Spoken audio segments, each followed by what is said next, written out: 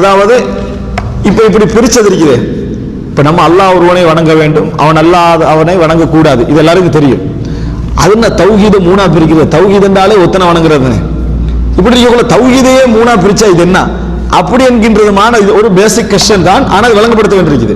என்ன காரணம் சொன்னால், இப்ப உதாரணமாக சஹாபாக்கள்கிட்ட தௌஹீதுல் ருபூபியாண்டா என்ன, தௌஹீதுல் உலூஹியாண்டா என்ன, தௌஹீதுல் அஸ்மா வ சிஃபாத் தெரியுமா சஹாபாக்களுக்கு? அவங்களுக்கு ஏகத்துவம் எங்களை விட நல்லா தெரியும். அல்லாஹ் மட்டும்தான் வணங்கணும், ஷிர்க் வைக்க கூடாது என்பது எங்களை விட தெளிவாக உள்ளவர்கள். ஆனா அவங்களுக்கு எது தெரியாது? ருபூபியா உலூஹியா அஸ்மா வ சிஃபாத் தெரியாது. ஆனா நம்ம ஏன் பிரிச்சுக்கிறோம், எதற்காக பிரிச்சுக்கிறோம் விளங்கப்படுத்தினா அதுக்கு பிறகு ஏற்றுக்கொள்றது வேற. ஆனா இந்த பகுப்பு தெரியாது, இந்த தக்சீம் தெரியாது.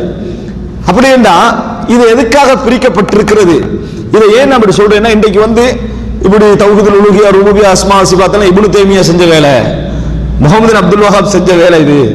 இதெல்லாம் சஹாபாக்களுக்கு தெரியாது. நாங்களும் தான் சொல்றோம் சஹாபாக்களுக்கு தெரியாது. நாங்களும் தான் சொல்றோம் சஹாபாக்களுக்கு எது தெரியாது? உலூஹியாவும் ருபூபியா அஸ்மா வ சிஃபாத்தும் தெரியாது. ஆனா அது என்ன சொல்லுதோ அது எங்களை விட நன்றாக அவர்களுக்கு தெரியும். பெயர்கள் இருக்கிறே, உலூஹியான்னு பிரிக்கிறது, ருபூபியான்னு பிரிக்கிறது, அஸ்மா சிஃபாத் பிரிக்கிறது. எதுக்காக பிரிக்கிறோம்? இலகுபடுத்துவதற்கும் புரிந்து கொள்ள வைப்பதற்கும் வழிகாட்டுவதற்கும் தான் பிரிக்கிறோமே ஒழிய அல்லாஹ்வும் ரசூலும் சொல்லாத எந்த பெயருக்கு நம்ம என்ன செய்ய மாட்டோம், புனிதத்துவம் கொடுக்க மாட்டோம். எந்த பெயராக இருந்தாலும் அல்லாஹ் ரசூலும் சொல்லாட்டி அதுக்கு பெரிய முக்கியத்துவம் கொடுக்க மாட்டோம். ஆனால் விளங்கப்படுத்துகிற நேரத்தில் பிரிச்சுத்தான் உலகத்தில் விளங்கப்படுத்தலாம்.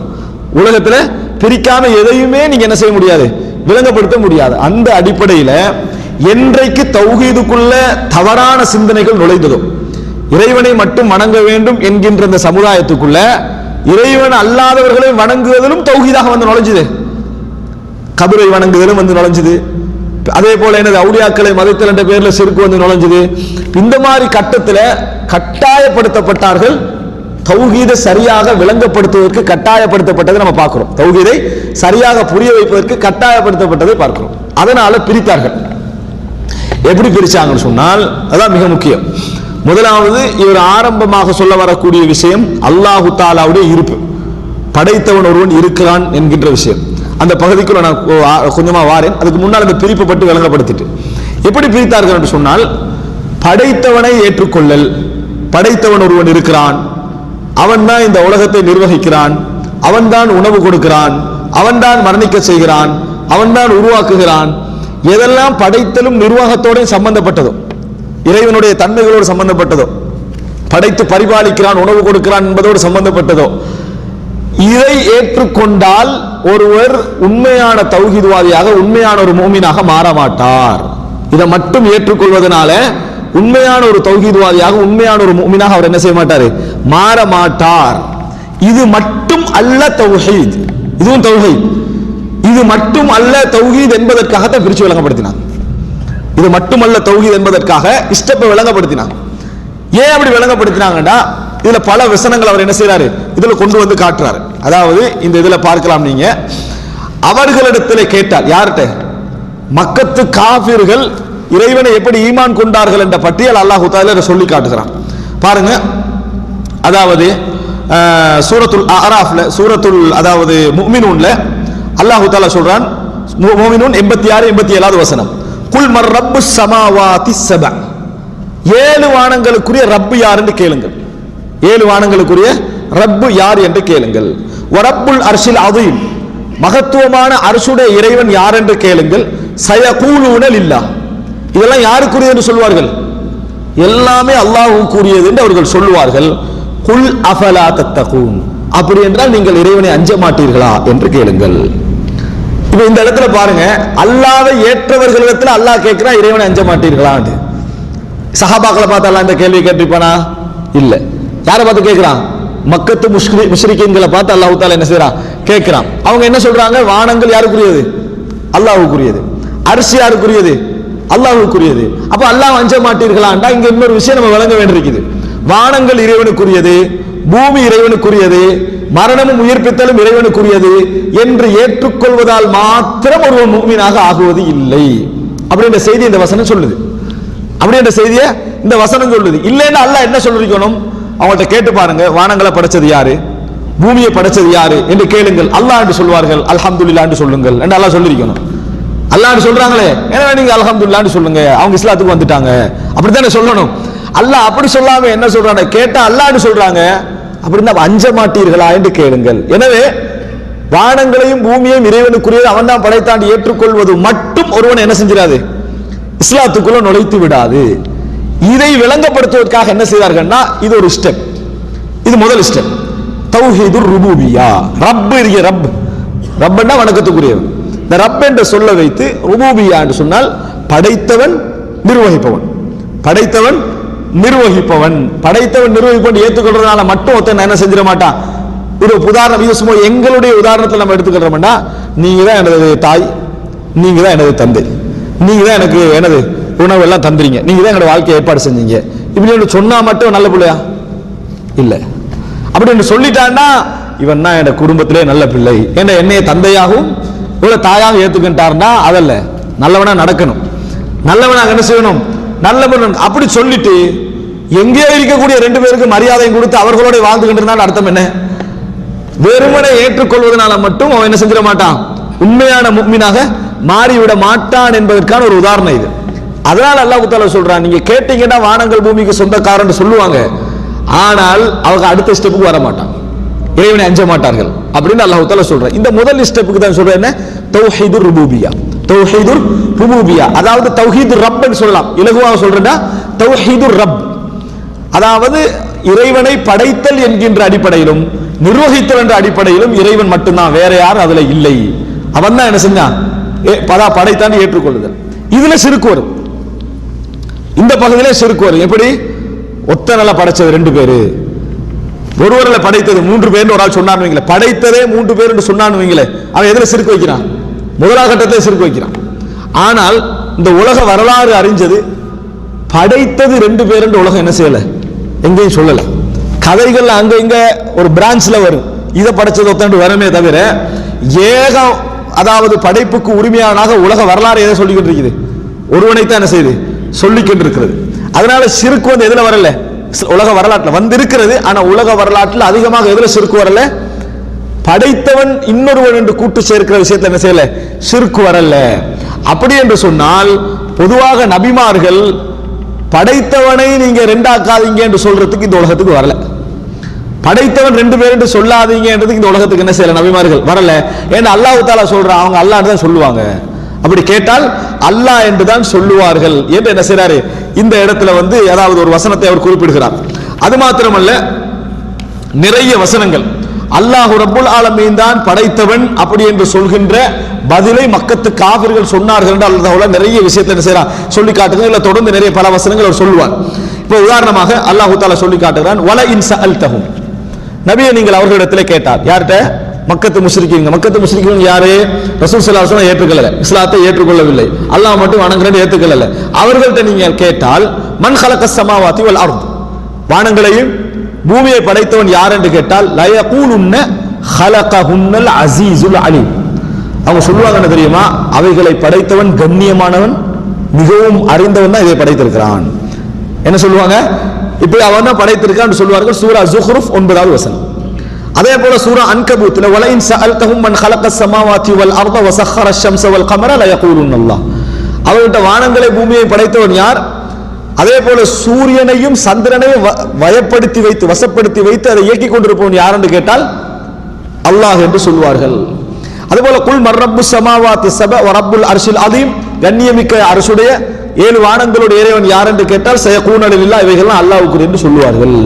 இதெல்லாம் தாண்டி ரசூலுல்லாஹ்வுக்கு எதிராக அல்லாஹ்ட்ட துஆ கேட்டாங்க. யாருக்கு எதிராக, ரசூலுல்லாஹி ஸல்லல்லாஹு அலைஹி வஸல்லம் எதிராக யார்ட்ட துஆ கேட்டாங்க, அல்லாஹ்விடத்தில் துஆ கேட்டார்கள். அப்படின்னா அல்லாஹ் எந்த அளவுக்கு ஏத்துக்கிட்டு இருந்தாங்க, அல்லாஹ் தஆலா குர்ஆன்ல சொல்லி காட்டுகிறான். அதாவது இது காலுல்லாஹும்ம இன் கான ஹாதா ஹுவல் ஹக்க மின் இன்திக ஃபஅம்திர் அலைனா ஹிஜாரத்தன் மினஸ் ஸமாஇ அவ் அத்தினா பி அதாபின் அலீம்.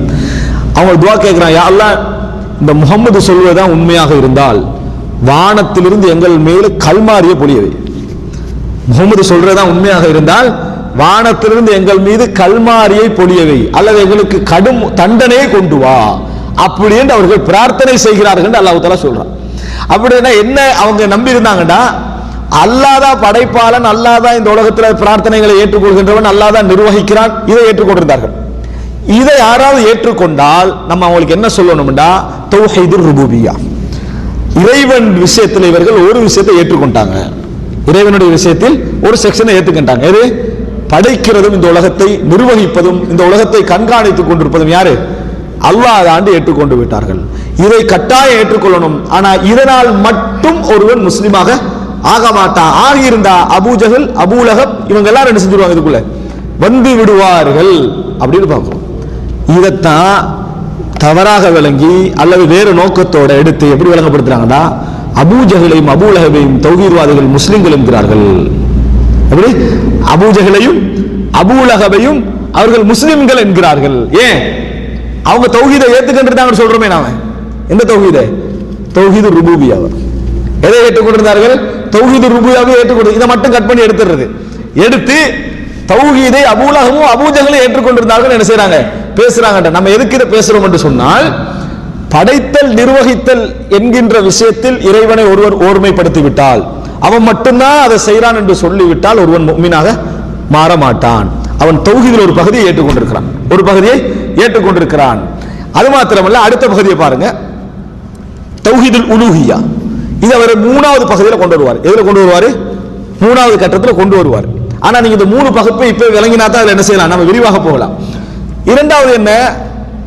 எவன் படைச்சானோ, எவன் நிர்வகிக்கிறானோ, எவன் எனக்கு உணவு தருகிறானோ, எவன் என்னை மரணிக்க செய்கிறானோ, எவன் எனக்கு நோய் தருகிறானோ, எவன் எனக்கு நோயை குணப்படுத்துகிறானோ அவனை மட்டும்தான் நான் வணங்குவேன். அவன் மட்டும்தான் வணக்கத்துக்கு தகுதியானவன், அவன் மட்டும்தான் நான் சுஜூது செய்வதற்கு தகுதியானவன் என்றது இரண்டாவது கட்டம். இரண்டாவது கட்டம் அப்படின்னா இலாஹ்னா என்ன? வணங்கப்படக்கூடியவன், வணக்கத்துக்கு தகுதியானவன். இது நம்ம வணக்கத்துக்கு தகுதியானவன் யாரை மட்டும் சொல்லணும்? அல்லாஹ்வை மட்டும் சொல்லணும். அதனாலதான் தௌஹீதுல் உலூஹிய்யா என்றோம். அதாவது தௌஹீதுல் இலாஹ். வாஹித் என்ன? ஒன்று. அஹத் என்றால் ஒன்று. அதுல தான் தௌஹீத் வந்தது. விளங்கிட்டா? ஓர்மைப்படுத்தல். அப்படி என்ற அர்த்தம் என்னன்னு சொன்னால் எவன் படைக்கிறானோ, எவன் நிர்வகிக்கிறானோ, எவன் எனக்கு உணவு தருகிறானோ, எவன் என்னை மரணிக்க செய்கிறானோ அவனை மட்டும் வணங்குதல், அவன் தான் வணக்கத்துக்கு தகுதியானவன் என்ற வார்த்தைக்கு தான் தௌஹீதுல் உலூஹிய்யான்றது. இது ரெண்டையும் ஒருவன் ஏற்றுக்கொள்கிற நேரத்தில் தான் இஸ்லாத்துக்குள்ள நுழைகிறான். இரண்டையும் ஏற்றுக்கொள்கிற நேரத்தில் தான் இஸ்லாத்துக்குள்ள நுழைகிறான். மக்கத்து காவிர்களுடைய நிலைமையும் பொதுவாக உலக மக்களுடைய நிலையும் எது இருந்தேன்டா, படைப்பவன் ஒருவன் தான், அவன் தான் நிர்வகிக்கிறான் என்று ஏற்றுக்கொள்வது. ஆனா அவனை மட்டும் நம்ம வணங்க மாட்டோம். ஒரு 33 கோடி பேர் என்ன செய்வோம்? நம்ம வணங்குவோம், எல்லாரையும் வணங்குவோம்.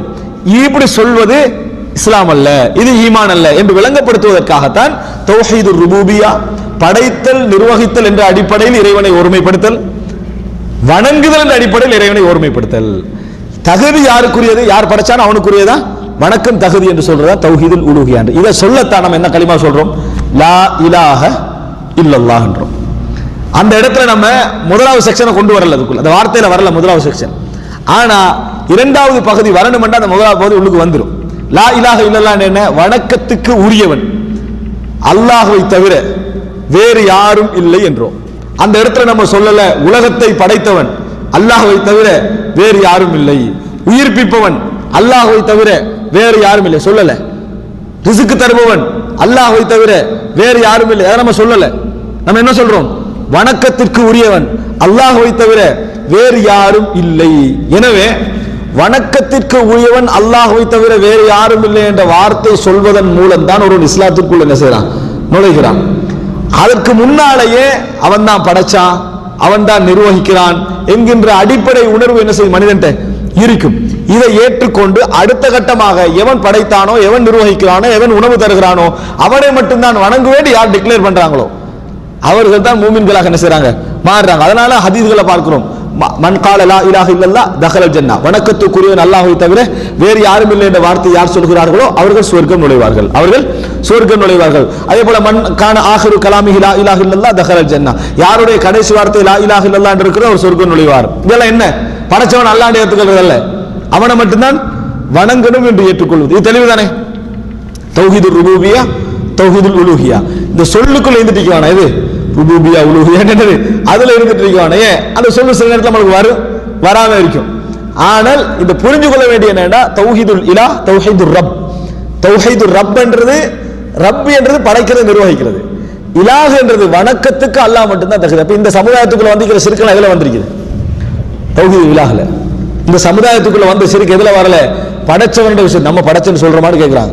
நம்ம படைச்சன்னு சொல்றோமா? இல்ல, அல்லாஹ் தான் எல்லாம், அதெல்லாம் சொல்றோம். அன்புள்ள சகோதரர்கள், இதை நம்ம புரிந்து கொள்ள வேண்டும். இந்த இடத்துல இந்த சமுதாயத்தில் யார் வழி தவறினாலும் அது வழிகேடுதான். இந்த சமுதாயத்தில் யார், இன்றைக்கு நீங்கள் பார்க்கலாம், இஸ்லாமிய ஆட்சியுடைய வீழ்ச்சிக்கு பின்னால 1924க்கு பிறகு தோன்றிய இஸ்லாமிய ஆட்சியை முற்படுத்துகின்ற அமைப்பில் தோடக்கூடிய, இஸ்லாமிய ஆட்சியுடைய வேட்கை உணர்வுல தோடக்கூடிய எல்லா அமைப்பினரும் பிழைவிட்ட இடம் இந்த லா இலாஹ இல்லல்லாஹ் தான். எல்லா அமைப்பினரும் பிழைவிட்ட இடம் இந்த லா இலாஹ இல்லல்லாஹ். இதை மனந்திருந்து நம்ம வழங்கணும். லா இலாஹ இல்லல்லாஹ்ல பிழைவிட்டார்கள். அவங்க எதுல இந்த இலாஹ என்ற செக்ஷன்ல பிழைவிட்டார்கள் சொன்னால், லா இலாஹ இல்லல்லாஹ் என்ற கலிமாவை எப்படி இஸ்லாமிய சமுதாயம் அன்று தொடக்கம் இன்று வரைக்கும் வழங்கி இருக்கிறதோ அதுக்கு மாற்றமாக என்ன செய்தார்கள்? அதை விளங்கப்படுத்தினார்கள். நீங்க பார்க்கலாம், சூஃபித்துவ அமைப்புகள் எல்லாரும், சூஃபித்துவ அமைப்புகள் இருக்குது. இந்த சூஃபித்துவ அமைப்புகள் எல்லாரும் எதை பேசுவாங்கடா? லா இலாஹ இல்லல்லாஹ்ல தௌஹீதுல் இலாஹ பேச மாட்டாங்க.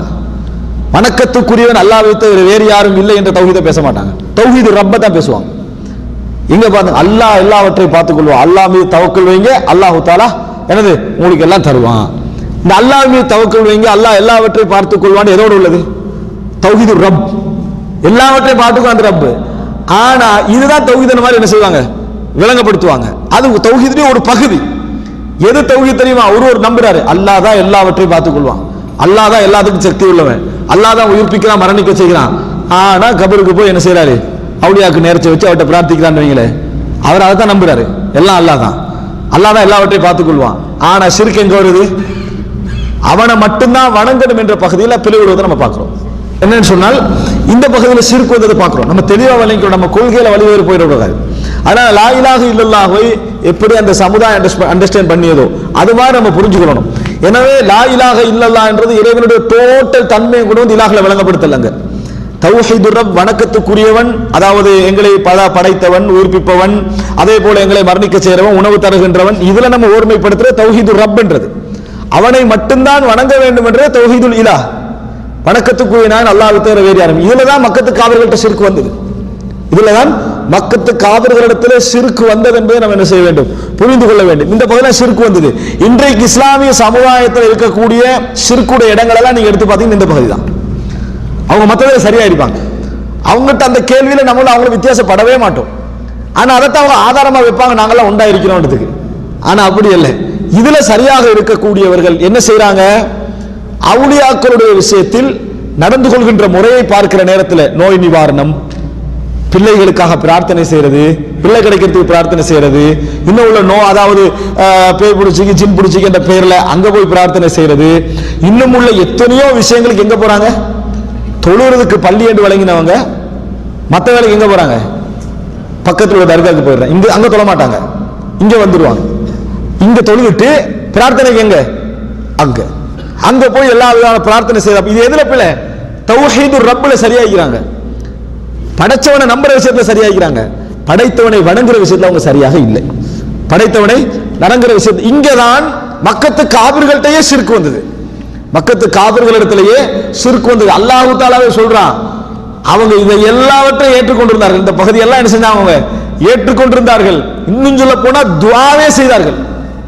கடல்ல போய் மாட்டிக்கிட்டா இஹ்லாஸா துஆ செய்யறன்றான் அல்லாஹ் தஆலா சொல்றான். தஅல்லாஹ முக்லிஸீன லஹுத்தீன. கடல்ல போய் மாட்டிட்டா அந்த டைம் இஹ்லாஸா அல்லாஹ்விடத்திலே இருக்க பிரார்த்தனை செய்கிறார்கள். அப்ப சில பொழுது தௌஹீது கூட வந்திருக்குது. அப்ப இந்த நல்லாக புரிந்து கொள்ளணும். லா இலாஹ இல்லல்லாஹ் என்ற கலிமாவுடைய நேரடி அர்த்தம் வணக்கத்திற்கு தகுதியானவன் அல்லாஹ்வை தவிர வேறு யாரும் இல்லை. தௌஹீதுர் ரப் என்பது அடிப்படை. இரண்டாவது கட்டம் தௌஹீதுல் இலாஹ் என்பதை புரிந்து கொள்ள வேண்டும்.